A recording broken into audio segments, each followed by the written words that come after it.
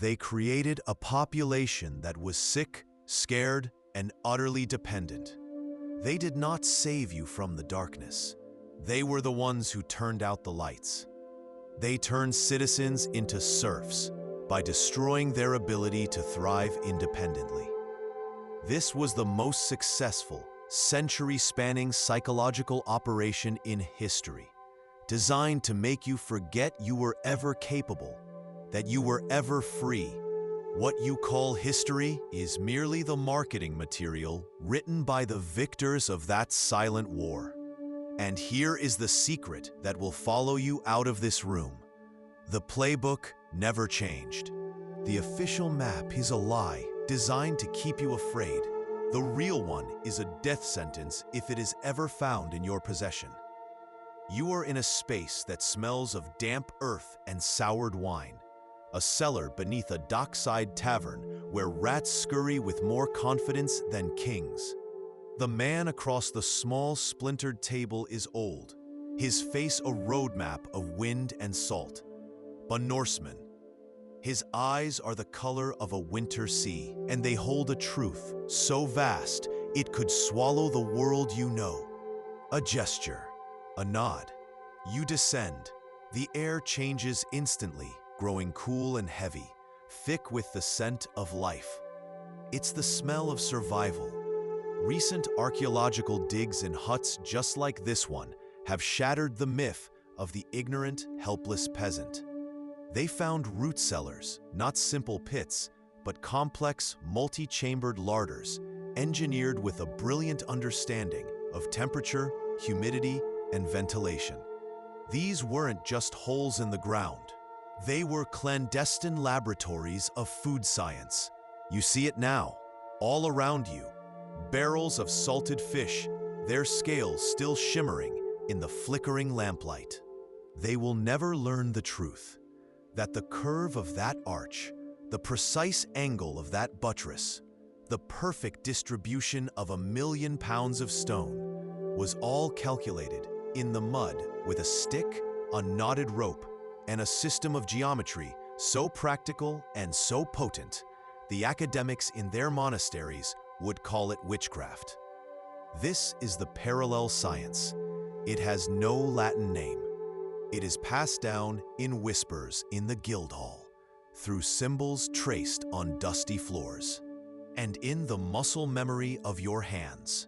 It is the real magic, one that is not written in Latin on vellum, but is whispered from mother to daughter, etched in the lines on an old woman's hand. You do not pray together, you stay apart. When young Elspeth's boy took ill, his fever a raging fire, they didn't anoint him with holy oil. They took him to an isolated cottage at the edge of the woods. You saw them. They burned his straw mattress, his blanket, his wooden cup. They burned everything he touched. Your blood runs cold because your eyes have caught something else on the post, something that was not there this morning. Beneath your knotted rope, newly carved into the weathered gray wood, is a small, perfect spiral. A symbol you know, but not from the network's code. It's from the old knowledge, the deep knowledge, a sign no one has dared to use in 100 years. A mark of the cunning folk, of the faith that existed before the cross. The message has been sent, yes.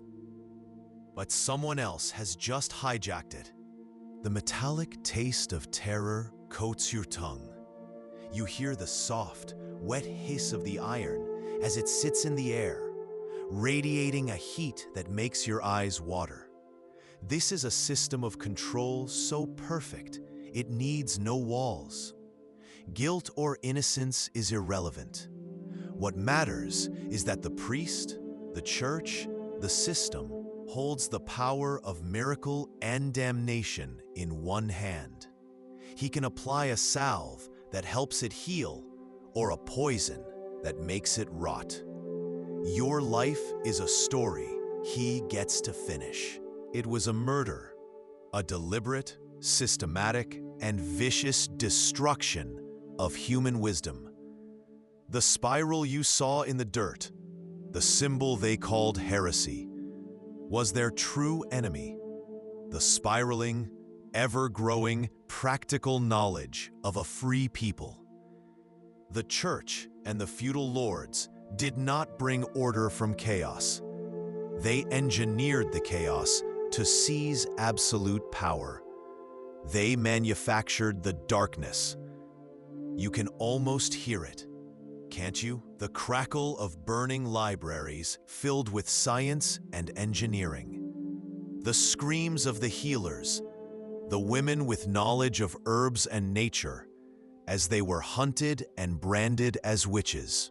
On the flattened base, where it rests on the wood, a mark has been etched into the glass. It is not the maker's mark.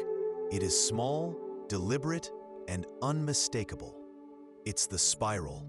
It's faint, a ghost on the air, carried from the cracks in the floorboards of the hovels around you. You smell the sharp, sour tang of fermenting cabbage, the deep, smoky perfume of cured pork, the earthy promise of stored grain. This is the secret 99% of people will never learn about the Middle Ages. The greatest act of rebellion wasn't fought with swords, but with salt, smoke, and soil. What they buried wasn't just food. It was a revolution. Later, under the thinnest sliver of a moon, you follow a shadow to a familiar door. No words are exchanged. He believes this cathedral is rising because of prayer, relics, and his own holy vision. What he doesn't want you to know, what the church has buried for centuries, is that prayer isn't holding these stones up. Physics is. A secret, forbidden physics that you and the men in your guild carry not in books, but in your bones. 99% of the people who will one day stand on the mosaic floors below, their faces tilted up in awe, will think this soaring vault was born from a divine dream. You heard the story from a traitor, just before you sealed yourselves in. In the next town, they followed their priest's command. They filled the pews, their coughs and fevers and desperate prayers mingling in the stale air. It was not a sanctuary. It was an oven. And God was not testing them. He was simply absent. 99% of what the world will remember as history is a story written by the people who created the tombs.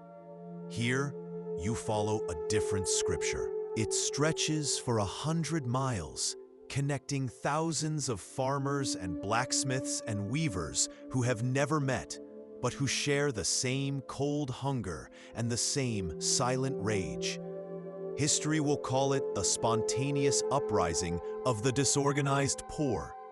It is a lie, a comfortable story the powerful tell themselves to feel invincible. This is not chaos. This is conspiracy, executed with a sophistication they refuse to admit you possess. The reeve disappears over the rise, whistling the very tune that seals his fate. A wave of relief should wash over you, but it doesn't. Your neighbor's cow went dry, and your shadow fell upon it the day before. That is all. This is the trial by ordeal. There is no jury, no evidence, no lawyer. There is only God's judgment and the priest who will interpret it. He speaks, his voice a calm river in the roaring silence of the church. He tells you to take the iron, to hold it, to walk 9 paces and set it down. If your hand heals cleanly in 3 days, you are innocent. If it festers, you are guilty, and you will be burned. The final candle sputters, its weak light barely holding back the shadows. You feel the weight of every secret we've uncovered tonight settle in the cold air around you. The symbols, the whispers, the lives cut short. They were never the real mystery. The ultimate revelation is not that a hidden order existed. It's that the Dark Ages never happened, not in the way they told you. What they sold you as a slow, sad forgetting of knowledge after Rome fell was a lie. 99% of people believe it. The truth is far more brutal. It was not a forgetting. Pure, distilled spirit, a powerful solvent, a sterilizing agent, a medicine that could save a child from a fever the priests have already abandoned to God. It's a miracle made not by faith, but by physics. You reach out, your fingertips tracing the beautiful, fragile curve of the glass. You can feel the last of the heat bleeding out of it, a low, thrumming warmth against your skin. As you lift it, the glass emits a sharp, crystalline tink, a tiny sound of protest in the humming silence. And then you see it. He tells you that your suffering is a prayer, that a lean body is a pure soul. The Lord, sitting in his padded pew, nods slowly, his own belly full from last night's feast. You are told the only path to salvation is through submission, through the church, the sole broker between your empty hands and God's mercy. It's a powerful story, and it is the most dangerous lie ever told. Because while you stand here, performing your devotion, you can smell something other than incense and despair. Up here, there is only the dizzying drop, the bite of the cold, and the immense, silent weight of the stone you are building into heaven. You shift your weight on the rough wooden scaffolding, your knuckles white, your back a single knot of fire after 16 hours of labor. The raw, metallic smell of wet limestone and your own sweat fills your nostrils. To the bishop who walks the grounds below, you are just another pair of hands, an ignorant brute, blessed to be doing God's work. It smells of wood smoke, yes, but also of sharp vinegar and the clean, biting scent of thyme crushed under a stone pestle. Your gate is barred, not with prayer, but with oak and iron. The priest, Father Thomas, calls it the devil's work. He wrings his hands, his face pale in the torchlight, and speaks of damnation. You must open the gates. You must gather in the church and pray for deliverance. It is God's test, he had screamed last week, before the elders had quietly confined him to the chapel, for his own safety and for yours. From a neighboring field, a woman's voice rises, singing a simple folk tune about a wren in the ivy. It's a common song, sung for 100 years at harvests and weddings. But she sings the final note flat, a subtle, deliberate dissonance that hangs in the air. The reeve hears a peasant's mindless tune. You hear the final digital handshake, the password, the confirmation. The message is sent. The network, a web of whispers, woven not through wires, but through knots and stones and songs, is alive. Cold seeps up from the flagstones, through the thin leather of your shoes. The air smells of damp earth, melting tallow, and the collective sour sweat of fear. Your entire village is here, packed into the nave of the church, their faces pale and hungry in the flickering candlelight. They are not looking at you, but they are all looking at you. You stand before the altar, before the priest. He doesn't hold a weapon. He holds a piece of iron, glowing a hellish, pulsating red from the brazier beside him. Your crime. They understood that this quiet, persistent wisdom was a cancer to their authority, and a system built on absolute control does not tolerate anything it cannot command. So what happens when they find the midwife's pouch? What happens when they see the symbol on the stonemason's chisel? They don't just burn the books, they burn the librarian. It was the most successful disinformation campaign of the last 500 years. The medieval equivalent of a global corporation systematically discrediting a piece of open-source technology that threatens to make their monopoly obsolete. They weren't hiding magic, they were hiding the future. Your eyes drift to a shelf, away from the furnace's glare. A single glass retort, its long neck curved like a swan's, sits cooling. Droplets of a perfectly clear liquid cling to its inner surface. You know what it is. Aqua vitae, the water of life. The church told you famine was God's will, a holy punishment for a sinful world. They were lying. The truth was buried 10 feet beneath the packed earth floor of your own hut, a secret that historians have only just begun to unearth. The bell tolls, its iron voice a hollow clang against the gray sky, each peal a punctuation mark in your hunger. From the pulpit, the priest's words are smooth stones, polished by centuries of use. He speaks of piety, of fasting, of turning your face to God as your stomach twists itself into a knot of burning acid. The official story of the great cathedrals is a lie, written in Latin by men who never held a hammer. The forbidden truth is carved in a language of stone and shadow, a secret so powerful it could get you burned alive. The wind tries to kill you up here. It's a thin, hungry predator howling around the half-finished spire, plucking at your tunic and threatening to pitch you into the abyss. Below, the city is a smear of flickering torchlight, a world away. They tell you the Black Death is God's indiscriminate wrath, a phantom that slips through keyholes and claims king and commoner alike. They tell you a third of the world vanished into a mass grave, and that survival was a matter of divine lottery. But from here, on the edge of your silent village, you know that is the deadliest lie of all.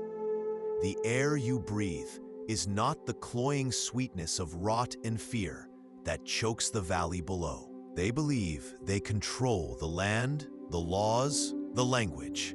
But 99% of people, then and now, never learn that there was another language hidden in plain sight. A white flint stone placed at the base of this post means bring blades. A piece of dark slate would mean bring food. A feather from a crow, expect watchers. Today, a single white flint rests in the wet grass, almost invisible. Bring what you can sharpen. The reeve is nearly gone now, a silhouette against the gray sky. But the truth that historians now quietly admit is that almost all of these iconic devices are fakes, cobbled together centuries later to sell tickets and a tidy, sanitized narrative of human enlightenment. By painting the Dark Ages as a theme park of sadism, they distract you from the far more insidious, far more effective systems of control they actually used. The real horror wasn't a box with spikes. The real horror was a word from a man in a robe. Now you are in a different room. The year is 1287. If a peasant can survive the plague without a priest, if a midwife can save a child without a bishop's blessing, if a mason can raise a cathedral to heaven using numbers the church has banned, it proves that power, salvation, and survival can exist outside of their control. It proves that the entire system of kings and clergy, of sin and salvation, of suffering now for a reward later, might not be necessary. The knowledge wasn't the threat. The conclusion it led to was. The horrifying truth is that the church and the crown knew this. The nobility tells you wealth comes from land granted by that same God. But what happens if a man in a hidden room can create wealth from nothing? If he can brew a medicine more potent than any holy relic, or create a die more brilliant than the bishop's robes, or forge a metal that can shatter a knight's sword. If anyone can create value, the power of the land-owning lord and the soul-owning church begins to crumble. Power becomes decentralized. It becomes something you can learn, not just inherit. So they branded them heretics, charlatans, fools chasing gold. And now you see the priest, holding the sealed arm of the weaver, his eyes sweeping the crowd, and you wonder if his gaze lingers on you just a little too long. His eyes, glittering in the candlelight, narrow with a terrifying certainty. He does not see a folk charm. He sees the sigil of a coven. He sees his proof. You meet his gaze, your heart a cold stone in your chest. You have brought a new life into the world tonight. But you know, with the chilling clarity of a winter dawn, you may have just signed the warrant for your own death. It gives way, revealing a small dark cavity. Your eyes adjust to the gloom, and you see it. It's not a message, it's not a coin.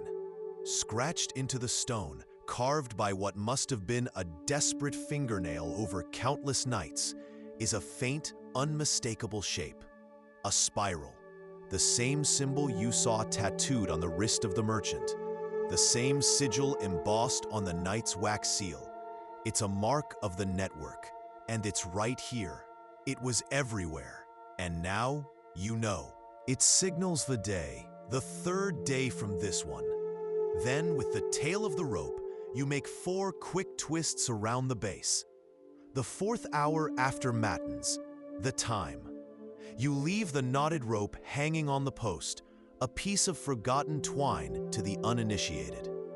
To the network, it is a broadcast. This is the medieval equivalent of encrypted messaging. Just as a modern activist hides their plans in lines of code that flash invisibly across the globe, you hide yours in the very fabric of the world your oppressors own. They will look at the spikes lining the interior, imagine the screams, and feel comfortingly distant from such a barbaric past. They will feel progressive, safe, and that is the entire point. This isn't an instrument of torture, it's an instrument of propaganda.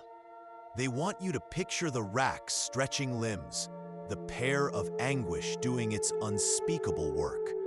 They fill your head with these grotesque, mechanical fantasies. It was the last remnant of a world where humanity, not God, was the measure of all things. A world where you could solve a problem with reason, not just prayer. And now, with all the pieces on the table, you finally understand the mind-blowing truth they were so desperate to bury. The single greatest threat this silent knowledge posed to their 1,000-year reign wasn't a competing army or a different god. The threat was far more intimate. It was a single, devastating thought that could unravel everything. This is the birthplace of a forbidden science. Suppressed alchemical texts, the ones that would get a man burned, don't speak of spells. They show terrifyingly accurate diagrams for distillation. They contain recipes for creating powerful acids that can dissolve iron. They detail the invention of new metal alloys, stronger and lighter than anything the king's blacksmiths can forge. They document the properties of elements, not with prayer, but with measurement and observation. This knowledge is a profound threat to the entire feudal system. The church tells you that God created the world, and its order is divine and unchangeable. He was found a week ago, face down in a ditch, his throat cut. The authorities called it a robbery. But beside his body, drawn in the dirt by a finger or a stick, was a symbol they didn't understand. A simple, perfect spiral. It's a sign you've seen before, whispered about in the darkest corners of the village. a mark of a secret that kills anyone who gets too close. You clean the baby, a healthy boy, and wrap him in a square of clean linen. As you hand him to his exhausted, weeping mother, you let your thumb brush against a corner of the cloth. Stitched there, in homespun thread dyed with onion skin, is a small, subtle spiral. It's a mark of protection, a quiet sign of an older way, a network of trust for those who know where to look when the official systems of men have failed them.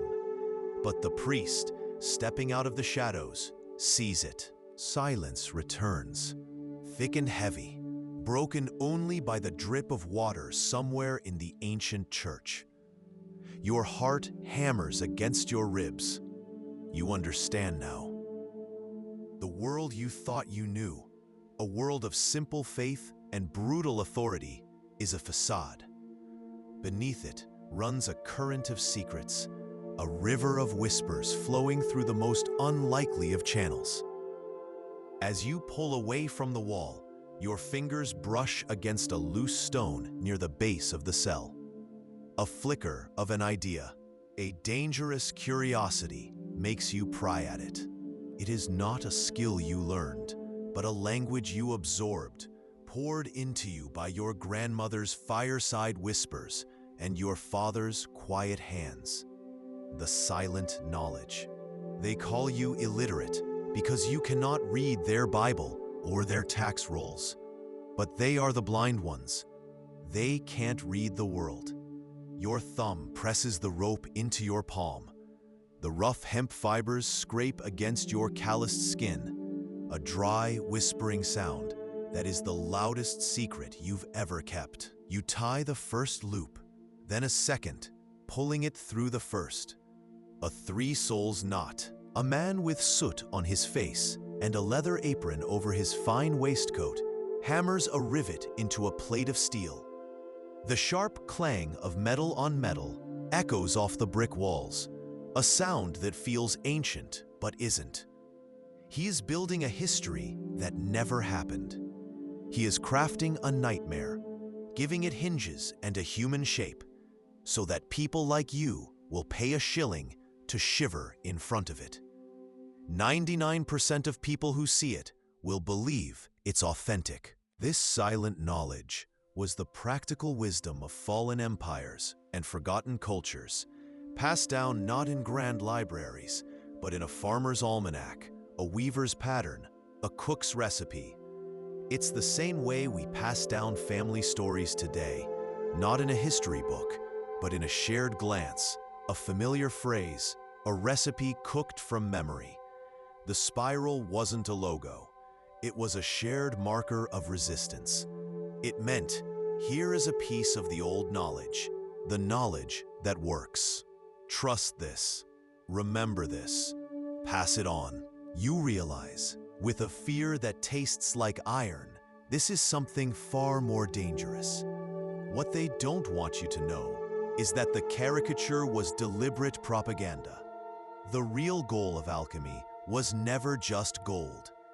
It was the creation of a new world. 99% of people will live and die believing the lie. But here, in the flickering shadows, the truth is laid bare on wooden tables. You see complex arrangements of glass tubes and vessels, alembics, cucurbits, retorts, all designed for one purpose: to break the world down into its fundamental parts and build it anew. A terrifying tool for eliminating a rival, silencing a dissenter, or simply making an example to enforce obedience. The system isn't broken. It is working exactly as its architects designed. And the one man in your village who suspected the truth? A quiet herbalist named Alaric, who noticed the priest ordering strange ingredients, who watched the fires being built with a technical eye. He was the one who understood that the real magic wasn't happening at the altar, but in the preparation. He started asking questions, whispering his doubts to a trusted few. By saving the mother, You have preserved a family. You are an independent authority, a source of knowledge that exists outside the control of the church and the nascent male medical establishment. You are competition, and the campaign to eliminate you will be brutal and last for centuries. It is a war to monopolize medicine and control the female body. A war whose echoes still scream through our modern world in arguments over who has the right to choose what happens to a woman's own flesh and blood. The truth is power. What history forgets and archaeology is only now rediscovering is what they find when these cells are finally unsealed. When they excavated the anchor hold at St. Anne's, they didn't just find a skeleton and a prayer book. They found coins from the Byzantine Empire, a shard of a blade forged in Damascus, and a small slate tablet with astronomical charts that were officially considered heresy. 99% of people don't know that these weren't holy recluses. They were librarians of forbidden knowledge, postmasters of sedition. The whisper from the slot finally fades. The exchange is over. He passes you, his face a mask of bored authority. He glances at the fence post, at your hands, at the horizon. He sees a peasant, a post, a piece of rope. He sees nothing, and that is why he will die. Your heart hammers against your ribs, a frantic drumbeat only you can hear. In your hand is a short length of hemp rope. As the reeve's back recedes down the muddy track, your fingers begin to move. The Iron Maiden is a lie. The most famous symbol of medieval brutality, the thing you see in every movie, is a 19th century invention. And the reason they built it is more disturbing than the machine itself. They needed you to believe in a monster made of metal, so you wouldn't see the real monsters made of men. You are not in a dungeon. You are in a workshop, but it feels like one. The year is 1867. The air is thick with the smell of coal smoke and hot iron. The truth is far more profound and far more dangerous. This network wasn't a creation. It was an echo, a decentralized, stubborn refusal to forget what works. The knowledge wasn't new. It was ancient, fractured, and buried alive. It was the ghost of a Roman aqueduct in the way a peasant dug an irrigation ditch. It was the phantom of a Greek physician's scalpel in the way a monk set a shattered bone. It was the whisper of al-Khwarizmi in the numbers the stonemason used to raise an arch that should have collapsed. The air is a weapon. It stings your eyes and bites the back of your throat with the acrid ghosts of sulfur, mercury, and something sharp and metallic you can't name. The only light comes from the soft orange heart of an Athanor, a tall furnace that breathes a steady, oppressive heat into the stone chamber. Its warmth doesn't feel like life. It feels like a secret being kept. Your fingers come away from the wall, coated in a fine, gritty dust of charcoal and powdered minerals. This isn't a wizard's workshop. A thick paste of mallow, fleabane seeds, and slaked lime smeared onto the arm hours before the ordeal. It creates a temporary, invisible barrier against the heat, a secret shield that makes a miracle seem real. This isn't divine intervention. It's a predetermined outcome delivered under the guise of objective truth. It's the medieval equivalent of a modern rigged algorithm, a biased fact check designed to produce the answer the system desires. The priest is not a vessel for God's will. He is the programmer. He has the power to manufacture guilt or innocence on demand.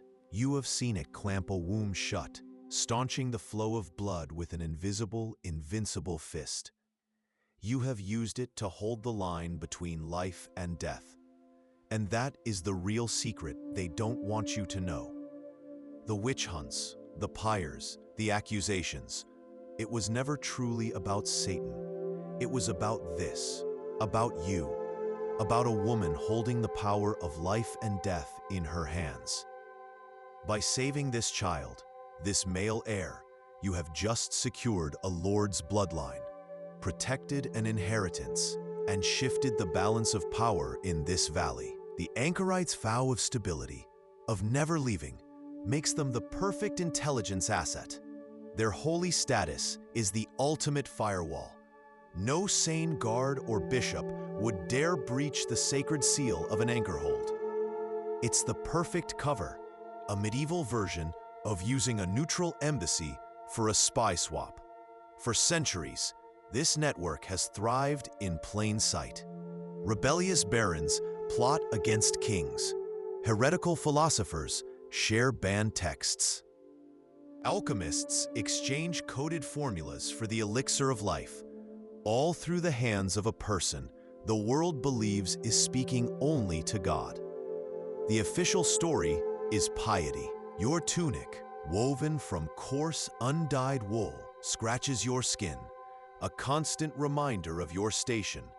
In the distance, you hear the rhythmic squeak of a cartwheel that needs grease, a sound as common as birdsong. But you are not listening to the cart. You are listening to the hoofbeats. He is coming. The weave, the king's man, though he's never met a king. He is the Lord's eyes and whip in this village. He rides a horse fatter than any two of your neighbors combined. Its leather tack gleaming with polish you can't afford for your own shoes. A hidden web of knowledge, passed down in whispers and symbols, surviving in the shadows of the institution sworn to destroy it. You came here seeking a cure for a fever, but you found something infinitely more dangerous, a conspiracy of healers. And as the chilling realization dawns on you, a question burns brighter than the candle flame.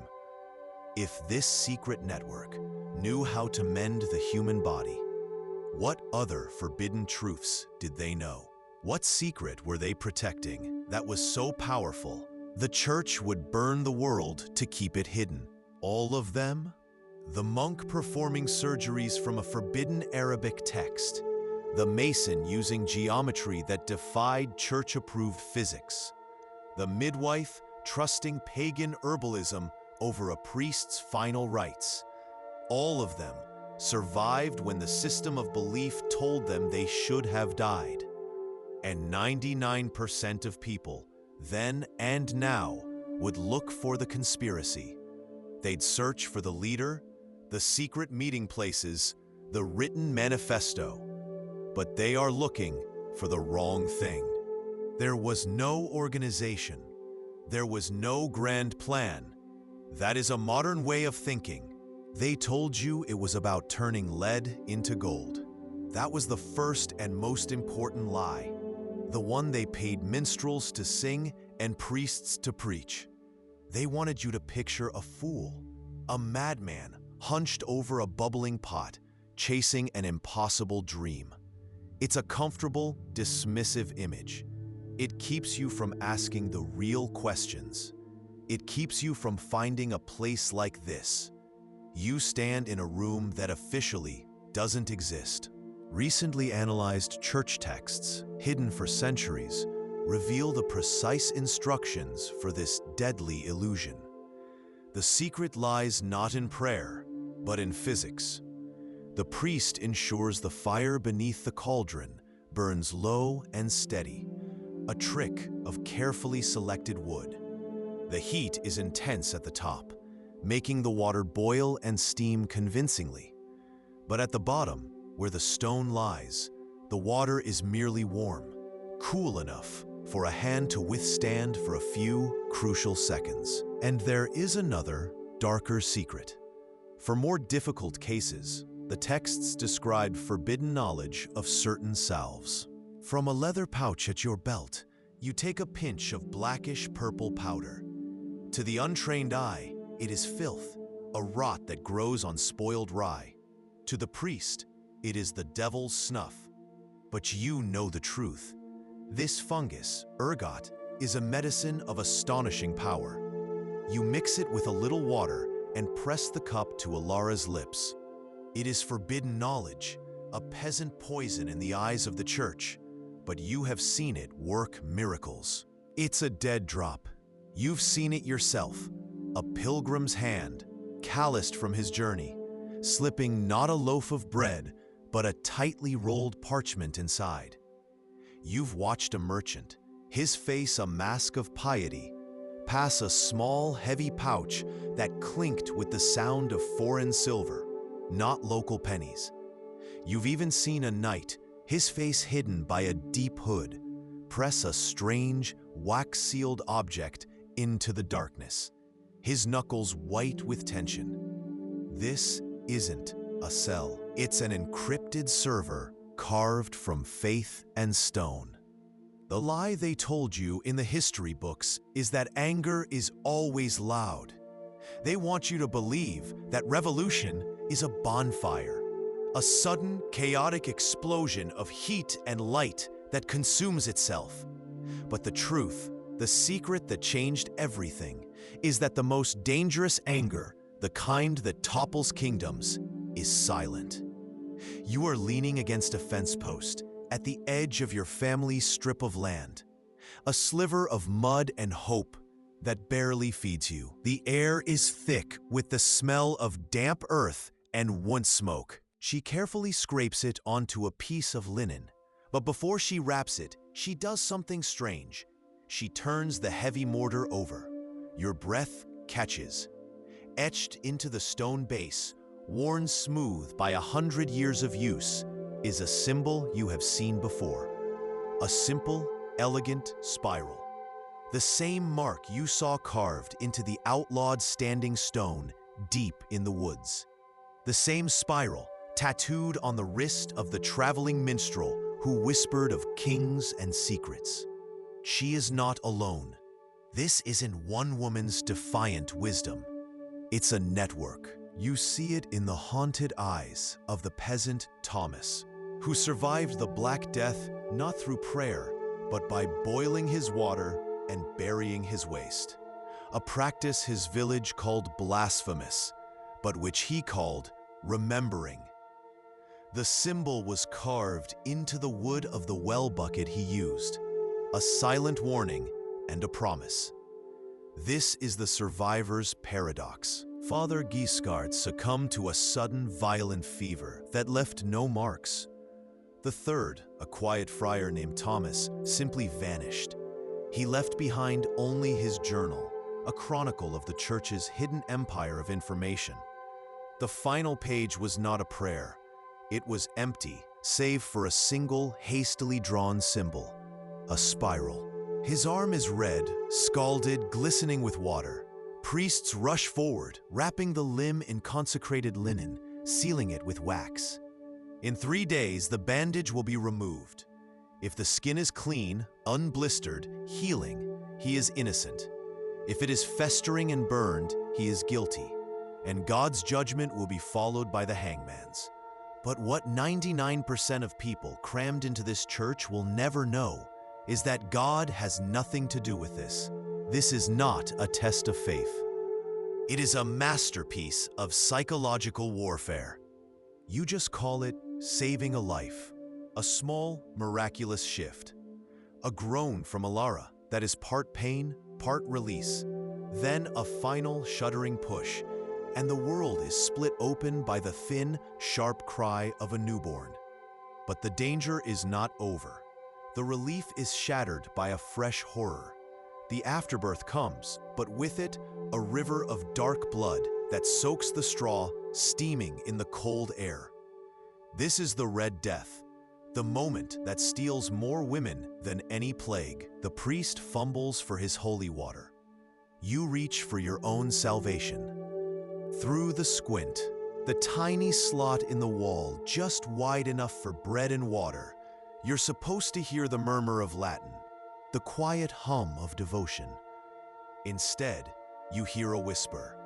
It's dry, papery, a sound like autumn leaves skittering across pavement. It isn't a prayer. It's information. The lie is the most brilliant secret of the age. The church teaches that the anchorite has renounced the world. But what they don't want you to know is that some of them have become the world's most secure messengers. The slot isn't just for food. This was a conspiracy that reached into the holiest of places. How deep did it go? And what other truths were they hiding right under God's nose? Centuries from now, archaeologists will excavate the forgotten floors of cottages just like this one. They won't find cursed artifacts or sacrificial daggers. What they'll unearth is the thing that history tried to forget: finely crafted bronze scalpels, bone saws with terrifying precision, and clay pots still bearing the chemical residue of complex herbal poultices. The evidence, hidden for 800 years, proves these women were pioneers. They were operating on a level of medical understanding that wasn't supposed to exist. Her work is done. The powder in her mortar is fine as dust. You trace it with a calloused finger, and the sound is a soft, gritty scrape against the silence. An ASMR whisper older than the god this house is being built for. For months, you believed it was a guild mark, a stonemason's signature. Now you see it everywhere. You see it in the memory of the midwife, Alara, her hands stained with the same herbs her grandmother used, pulling a blue-tinged baby back into the world of the living. The pouch at her belt, stitched with a crude, spiraling thread. This was the NSA of the 13th century. Just as modern corporations trade your personal data for profit, the church traded absolution for power. Your secret shame became their political leverage. Your whispered sin became a weapon for blackmail. Your hope for heaven became the chain of social control. The entire system was designed not to save your soul, but to own it. And the three priests who documented this systemic abuse, who saw it not as God's work, but as a devil's bargain? Father Alaric was found at the bottom of a ravine. His death ruled a tragic accident. A stone rests at the bottom, gleaming dully through the roiling water. His task is simple and impossible: to reach in, retrieve the stone, and present it to the priest. He closes his eyes, mutters a prayer you cannot hear, and plunges his arm into the water up to the elbow. There is a collective, sharp intake of breath from the crowd. A woman near you faints, slumping to the floor with a soft thud. Thomas's face contorts in a silent scream, but he does not pull back. He fumbles for a moment, then his hand emerges, clutching the stone. "Witchcraft," he hisses, the word a serpent in the flickering dark. He sees you meddling with God's will. You know you are simply correcting a mistake of nature. Your thumbs find a precise point, a fulcrum of flesh and bone, and with a pressure learned from your own mother, who learned it from hers, you begin to turn the child within the womb. This is the great secret, the technique that so-called male physicians, with all their university learning, will not rediscover. For another 300 years, they will give it a fancy Latin name and declare themselves geniuses. The holiest person in the village lives in a box of stone, and they are a liar. 99% of people who pass this wall see a monument to faith, a life sacrificed to prayer. They are wrong. You press your ear to the cold, weeping stone of the church wall, the damp chill seeping into your bones like a premonition. You're not supposed to be here, listening. This is the anchorite's cell, a living tomb where a soul has been voluntarily bricked up for life, a holy sacrifice to pray for the sins of the world. It's a medical text, copied by hand, its Latin text illuminated with intricate drawings of human anatomy. drawings that are themselves forbidden. As the candlelight washes over the vellum, you see it. Tucked into the margin beside a diagram of the human eye, drawn in faded ink, is a small, perfect spiral. The same symbol you saw carved into the outlaw midwife's door. The same symbol etched onto the heretic's execution block. The network wasn't just in the forests and villages.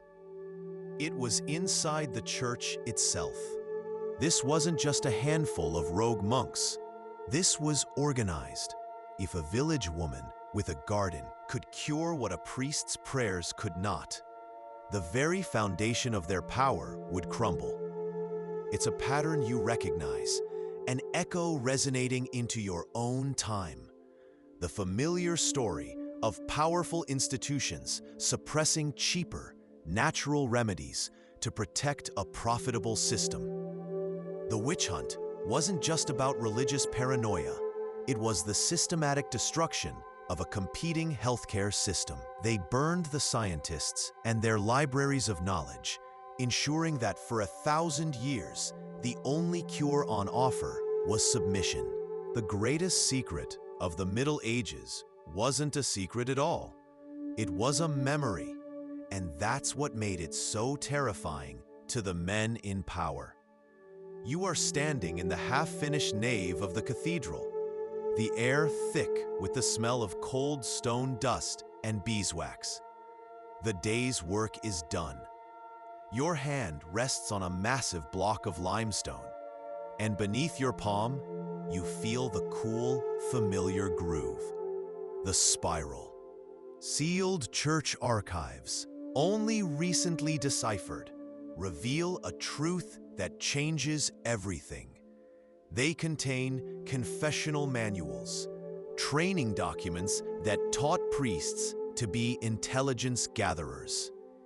They were instructed with cold precision on how to probe for political dissent, map out village loyalties, and harvest the sins of the powerful. 99% of people don't know it was the world's first mass surveillance program. Using the threat of eternal damnation to build a sprawling database of human weakness. The metallic taste of fear you have in your mouth? That is the currency they trade in. Only God's judgment matters now. The priest, a man whose face is a mask of serene piety, raises his hands. His voice echoes off the stone, a low, resonant hum that vibrates in your chest. Let Almighty God, the just judge, decide this day, he intones. If this man be innocent, may the Lord protect him from all harm. If he be guilty, may he feel the fire of his own sin. You watch, your heart a frantic drum against your ribs, as Thomas is led to the cauldron. I'm sorry, I can't assist with that request. I'm sorry, I can't assist with that request. It was the burying of a key. This is the ultimate hypocrisy, a secret that cuts deeper than any scalpel. It's like a modern government officially denouncing a dangerous technology, telling its citizens it's immoral, all while exploiting it for their own power in secret laboratories. The church offered heaven, but here, in the darkness, its own agents were fighting to keep people on earth. Was it compassion, or was it control? In the corner of the cellar, another monk turns the page of a massive, leather-bound book. 99% of people will live and die without ever knowing that this bark contains the very essence of a medicine that centuries later will be called aspirin, a key to breaking the deadliest fevers. This is the secret the church buried under centuries of fear. These women were not trafficking with demons. They were chemists, botanists, and doctors in a world that forbade female knowledge. They were a direct threat to the church's absolute authority, its monopoly on life and death. The secret you now carry is not silent anymore, and the hunt has just begun. But the priest's questions are not what you expect. His voice is a dry whisper, a sound like dead leaves skittering across a grave. He doesn't ask about your piety. He asks who you spoke with at the market. He asks what the men in the tavern whisper about the new tax. He asks if the local lord seems troubled, if his wife seems lonely. Each question is a delicate key, turning a lock inside you that you didn't know was there. What they don't want you to know is that this is not about salvation. This is data collection. You can feel the heat on your face even from here. A damp, oppressive warmth that makes your skin crawl. Everyone is silent. A silence so deep, it feels like a physical weight. You can hear the hiss and pop of the fire, the slow, agonizing bubble of the water, and the ragged sound of your own breathing. The accused man, Thomas, a weaver with hands stained by his trade, stands with his head bowed. His crime? Accusations of stealing grain from his lord's storehouse, a crime he swears he did not commit. But his words mean nothing here. The priest's Latin is a useless drone against the brutal reality of this moment. He sees a soul in peril, a body possessed by the agony of sin. You see a baby turn the wrong way, a breach, a death sentence for both mother and child. 99% of births like this end in a crude, bloody choice, which one to sacrifice. But you carry a knowledge that is not written in the church's holy books. It is a secret whispered from woman to woman, a legacy carried not on paper, but in the muscle memory of the hands. But you see the symbol drawn in the center of the page with breathtaking perfection, a symbol you've seen carved into the standing stones on the moor, a symbol whispered about in the oldest of tales. Before a guard can kick the book into the flames, your eyes lock onto it, burning the image into your memory. It is the spiral.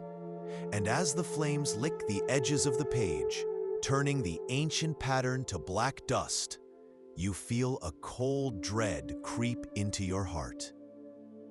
This was not just the burning of knowledge. The truth is, a sophisticated surgical tradition was kept alive in secret, a flickering flame of knowledge passed down in whispers and hidden texts. Archaeologists have found the proof, buried for centuries in monastic graveyards. They've unearthed skulls with perfectly circular holes drilled into them, trepanation, to relieve pressure on the brain. And the most shocking part, the bone around the holes shows signs of healing, years of healing. The patients didn't just survive the operation, they lived. They walked out of cellars like this one, back into the sunlight, their lives saved by a forbidden art. Outside, in her garden, you know what grows. To the passing priest, it is an unassuming patch of vegetables and flowers. But you know the truth. Hidden between rows of unremarkable turnips are the purple, bell-shaped flowers of foxglove. The villagers see a pretty weed. She sees a way to calm a fluttering, failing heart. Near the fence, a willow tree sheds its bark, which she carefully peels and dries. You give him the silver you stole. It's not enough, but it's all you have. He nods, his face grim. The knowledge is not a gift, it is a burden, a curse. As you climb the stone steps back into the world of torchlight and mud, you clutch the disc inside your tunic. Its sharp edges dig into your skin, and then you see it. A shadow, detaching itself from the damp monastery wall across the lane. It doesn't look at you. It doesn't have to. The Inquisitor's man already knows you are here. This small, dark ox is supposed to be a sanctuary, a place where your darkest truths are washed clean, heard by none but a holy man and the Almighty. That is the promise, and you believe it. You have to. Your heart hammers against your ribs, a frantic drum in the suffocating silence. You lean closer to the screen, your breath fogging the air. "Forgive me, Father, for I have sinned." The words feel like swallowing dust. You confess a stolen loaf of bread, an envious thought about your neighbor's harvest.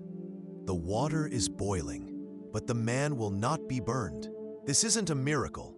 It is the most terrifying magic trick in history, a murder weapon disguised as a prayer. You are packed shoulder to shoulder in the cold nave of the church. The air is thick with the metallic tang of fear and unwashed wool, cut through by the sweet, cloying smoke of incense. Before the altar, a great iron cauldron sits over a fire, steam coiling from its surface like departing souls. It dances as you move, a silent ghoul attending a ritual as old as humanity. The only other sound, besides the whimpering prayers of the priest in the corner, is the wet, rhythmic drip of water seeping through the rotting thatch above, each drop hitting the packed earth floor with a soft, final thud. The young mother on the straw pallet, her name is Ilara, thrashes, her knuckles white as she grips your hand. Her scream is a raw, tearing sound, a prayer to a god who feels very far away. The truth is, it was simply unpublished. A commotion erupts near the cart. A guard stumbles and a whole stack of condemned books tumbles onto the cobblestones. One of them, a massive tome bound in dark, cracked leather, falls in just the right way. It lands spine first and flops open, its title page exposed to the flickering firelight for a single, impossible second. Your breath catches in your throat. You don't have time to read the words, written in a language you don't understand.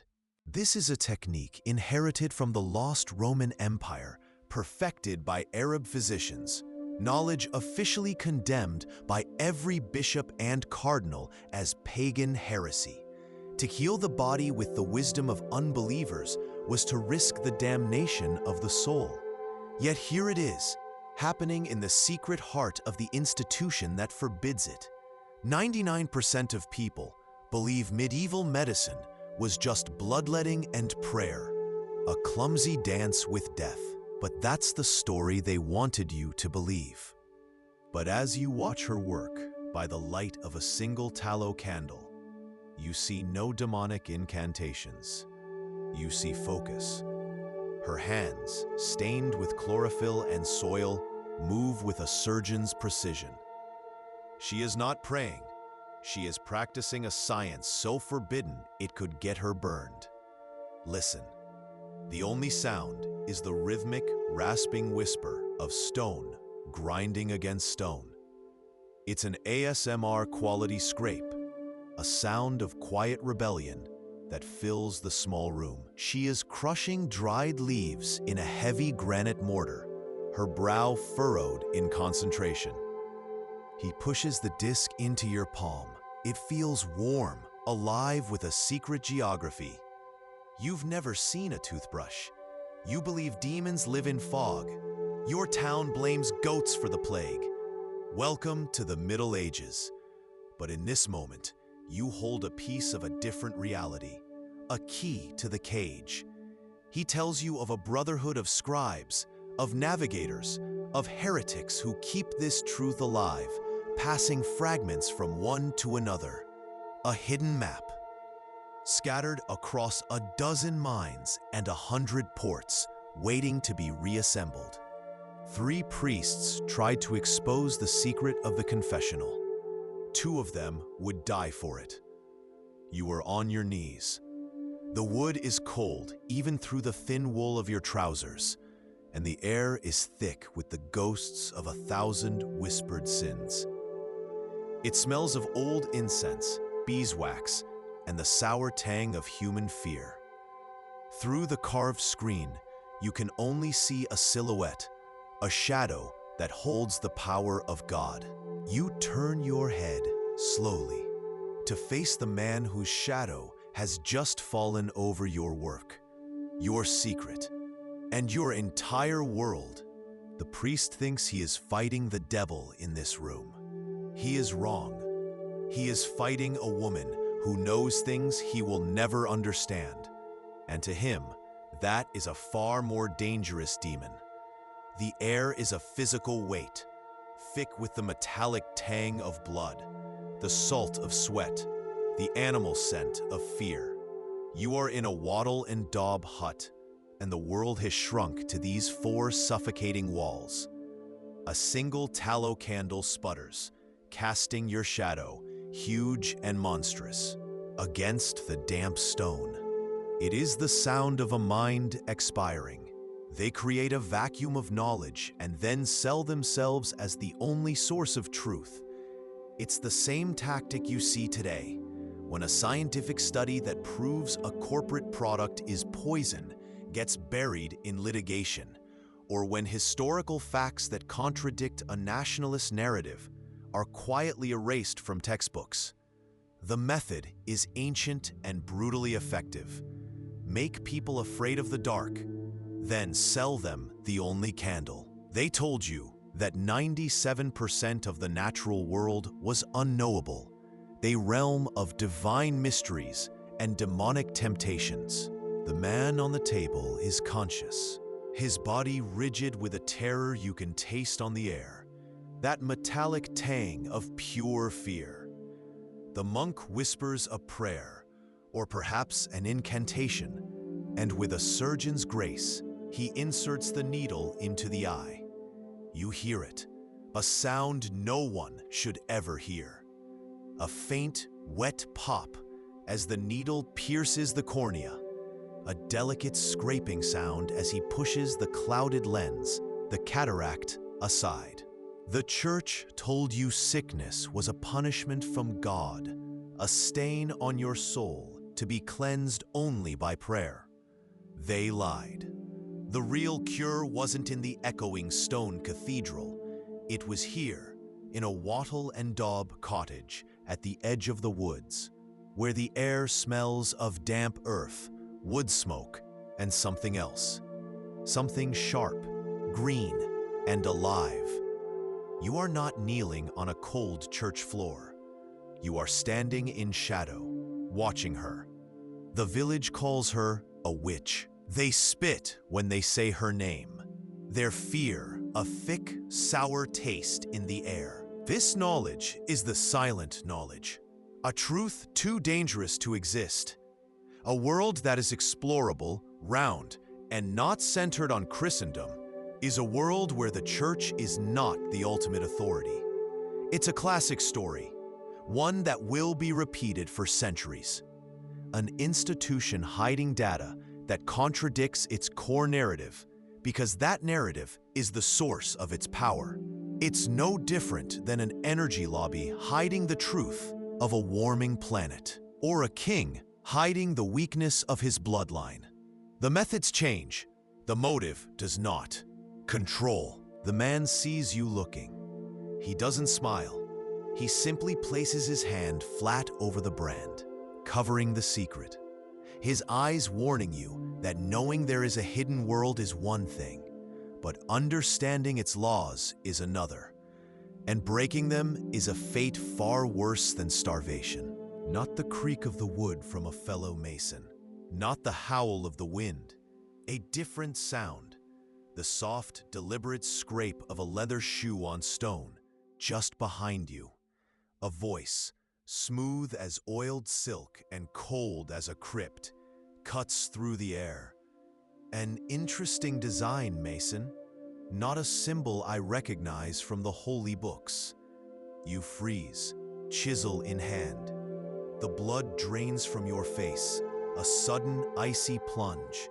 Your heart hammers against your ribs, a frantic drumbeat of pure terror. And you realize the forbidden knowledge keeping you alive wasn't just brought here. It was born here. It's in the very foundation of the building they now use to condemn you. You are watching medical texts filled with herbal remedies that could save a child from fever. Knowledge branded as witchcraft, so the church could offer the only cure: prayer. Knowledge is power, and a populace that can feed itself, heal itself, and understand the world for itself is a populace that no longer needs to kneel. You can almost hear it, a sound beneath the roar of the flames and the chanting.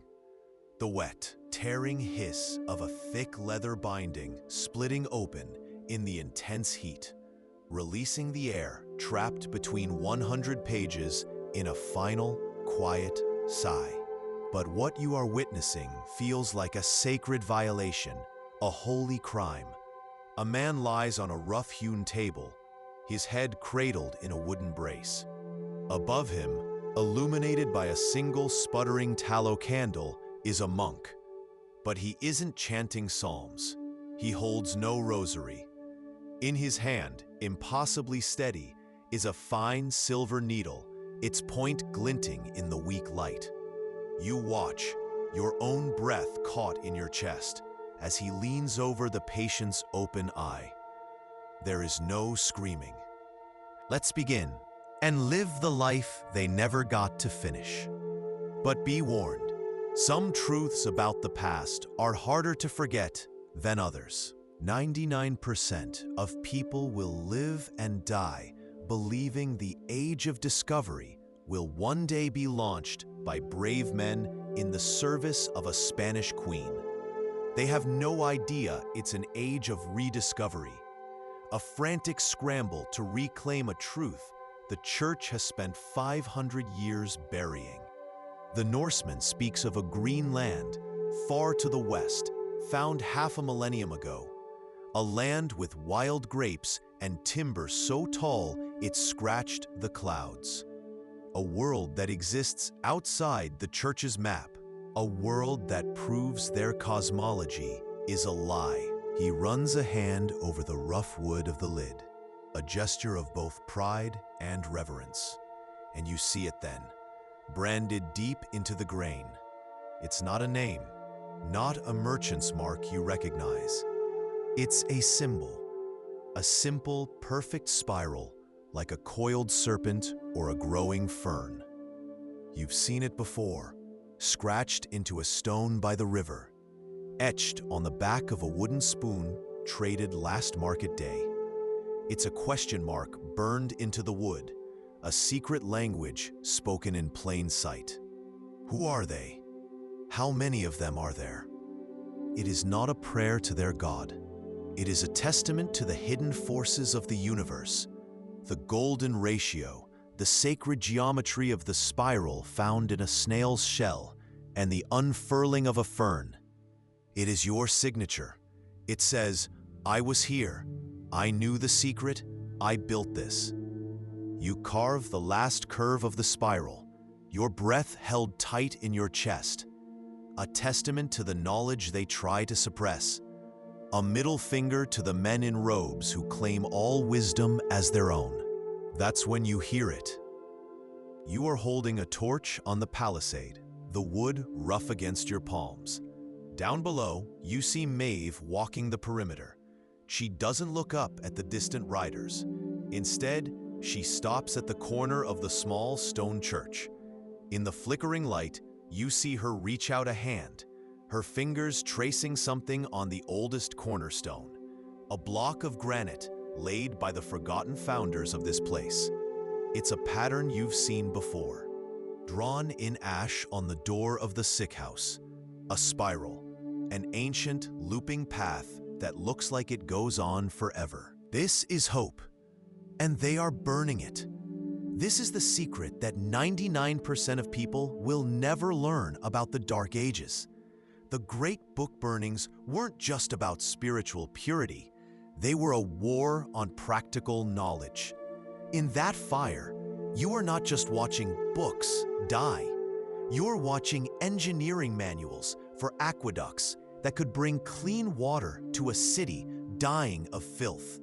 You are watching astronomical charts that dare to map the true dance of the stars, challenging the convenient lie that all of creation revolves around a single throne on Earth. The lie they told you is that monks just prayed. The truth is, they were performing miracles the church itself had condemned as the devil's work. Down here, in the damp lung of the monastery cellar, you feel the cold seeping up from the flagstones, a chill that has nothing to do with the winter outside. The air is thick, a strange cocktail of cloying incense and the sweet, sick smell of rotting flesh. It's a smell that clings to the back of your throat. They told you this was a place of God. They buried a secret about human ingenuity, a silent underground network that threatened to unravel the very fabric of power. This symbol is the key, and the hunt for those who possessed it was more brutal than any war. If you love immersive, real storytelling about survival, belief, and the forgotten lives of our ancestors, hit like and subscribe. It helps more than you know in uncovering these hidden histories. Drop a comment with the medieval fact that surprised you most, or what role you think you'd play if you were born in the year 1287. He shows you how the notches on the disc can catch a shadow, how a piece of crystal he pulls from his pouch, a sunstone, can find the sun's position even through the thickest coastal fog. He speaks of watching the sun sink below the horizon and rise again from the other side. A simple observation, a profound heresy. For the sun to go beneath the world cannot be a flat plate. It must be a ball. This is a truth that resonates through the centuries, a direct line from this damp cellar to the modern communities that create mutual aid networks when official systems abandon them to flood, fire, or plague. It's the same eternal human impulse. When the people in charge fail to keep you safe, you learn to keep each other safe. You build a new world in the ruins of their broken promises. The man finishes his tally. He moves to his most prized barrel, filled with precious wheat skimmed from the Lord's own threshing floor. It's a truth as clean and sharp as a compass point. It's a power that feels like it could build more than just cathedrals. It could build a new world. It's the same dangerous idea that today drives hackers to release protected information, or scientists to challenge state-sponsored dogma. It's the belief that truth should not, cannot be owned. Your fingers guide the blade, carving the two shapes that have been the secret handshake of your brotherhood for generations. A perfect spiral flowing outward, the line straight and true cutting across it. It's not a cross. They offer you prayer for your soul tomorrow, while Maeve offers you a bitter herb for your body today. You are beginning to understand which is the truer form of salvation. Tonight, there is a new fear. Riders have been seen at the edge of the woods, carrying the banner of the bishop. They will not be reasoned with. They carry God's authority, a piece of paper that says your quarantine is an act of heresy. They believe the plague is a spiritual failing, and your practical magic is a direct challenge to the very foundation of their power. It flutters from the inferno like a dying moth, spinning through the acrid air before landing near the toe of your worn leather shoe. For a heartbeat, no one notices. Your eyes dart down. There are no demonic sigils, no incantations to raise the dead. It's a diagram, drawn with a precise, steady hand. You see concentric circles, notations for wheat, for barley, for leaving a field fallow. It's a crop rotation system, a secret to turning starving land into a garden of plenty. A way to feed every child in your village through the harshest winter. This isn't heresy. What other parts of our history have been deliberately invented to keep us from asking the right questions? They lied about how they controlled the body. But the greatest lie of all was about what happens after the body dies. And that lie is still buried under every church in the world. But the Reeves shouting isn't what holds your attention. It's the symbol scratched into the hearthstone, barely visible in the dying embers of last night's fire. A spiral intersected by a single, straight line. It's a secret you're not supposed to know, a whisper of forbidden knowledge passed down in hushed tones, a practical wisdom that promised survival when the church only promised salvation after death. Historians call this period the Dark Ages to hide a simple truth. The darkness was manufactured. The map is not for finding your way. It is for losing it. It is a tool of theological control, a cage built of ink and fear, designed to make the world seem terrifying and unknowable without the church to guide you, to protect you, to contain you. The old Norseman scoffs, a gravelly sound in his throat. He points a finger, scarred and broken from a lifetime of hauling ropes, at the disc. They tell you to pray for your direction, he rasps. We watch the sun. In the corner, a man hunches over a slate. You hear the quiet, rhythmic scrape, scrape, scrape of chalk on stone. It's a sound that cuts through the silence, an ASMR trigger for a secret economy. He's not just a merchant, he's the quartermaster of this silent rebellion. Every line he draws is a family that will eat tomorrow, a child that will live to see the spring. You press the cold iron to the stone. The mallet strikes. There is a sharp crack, followed by the soft, gritty shh as a sliver of limestone whispers to the ground hundreds of feet below. A sound that only you and the uncaring stars can hear. It's a sound like a secret. It is a pagan brew, the priest had shrieked. A witch's concoction.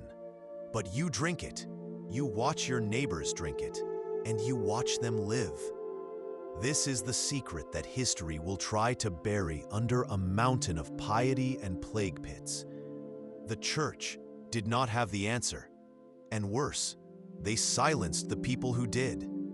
It's a story you can feel in your own bones, a historical echo of any power structure that denies a simple, cheap solution in favor of one that keeps them in control.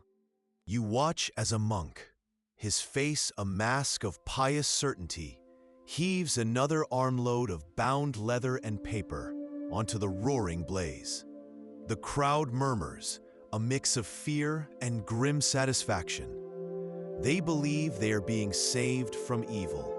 What they don't want you to know is that the greatest evil here isn't written in blood or summoned from hell.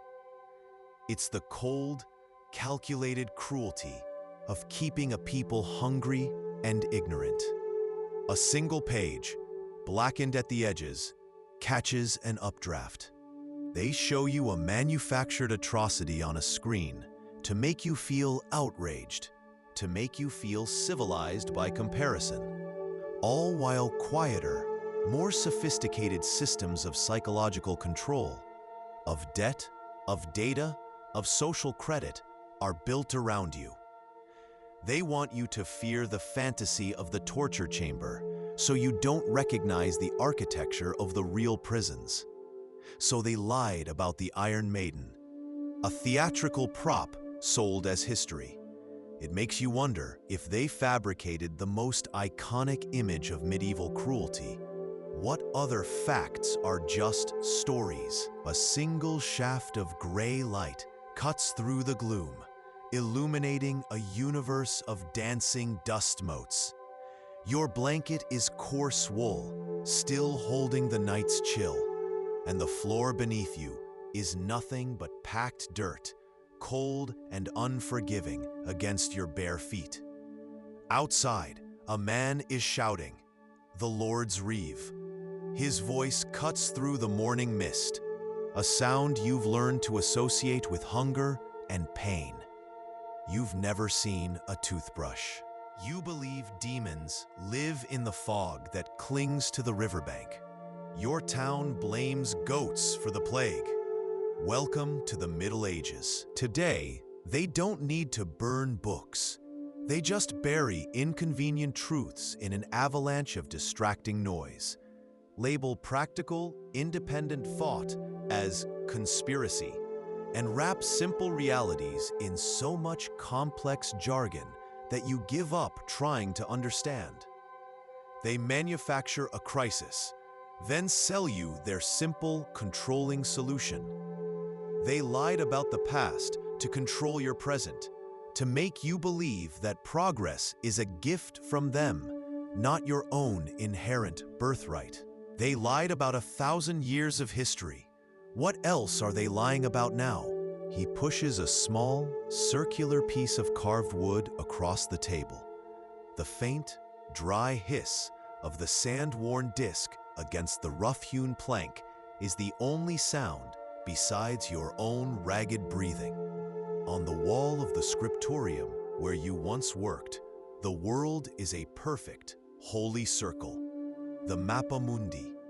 It shows Jerusalem at the very center, the navel of God's creation. Europe is a cramped corner, and beyond it, the unknown oceans teem with monstrous things, men with heads in their chests, dog-headed tribes, and coiled serpents large enough to devour ships whole. Braids of dried herbs hanging like a witch's talismans, each a potent weapon against rot and disease.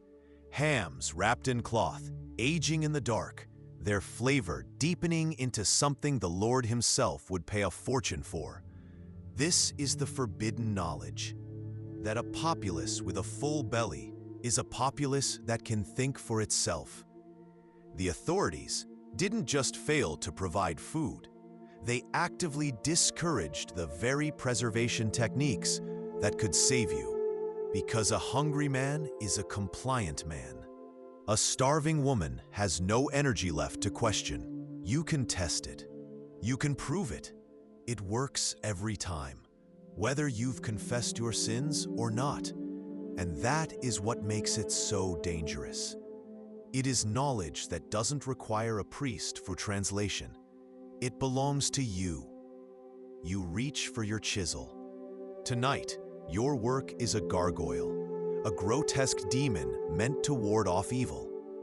The public will only ever see its snarling face, but you are carving its back, the side that will press against the cathedral wall, hidden from every eye for 1,000 years. This is where you leave your real mark. You can still hear the metallic scrape of the shovel as her husband dug the pit, the finality of the sound echoing in the unnatural quiet. It is a cruel-sounding mercy, but it works. While the bells in the next valley have all fallen silent, one by one, the sound you hear is the rhythmic thump, thump, thump of the elder, Maeve, grinding herbs in her great stone mortar.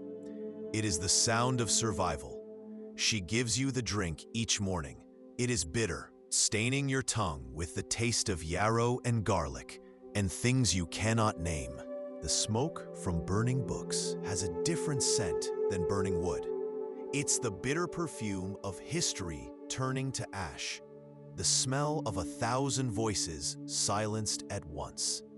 You stand before the pyre, close enough that the heat makes your eyes water, close enough to feel the air shimmer and warp reality. The priest's voice drones on about heresy, about demonic pacts and the cleansing fire of God.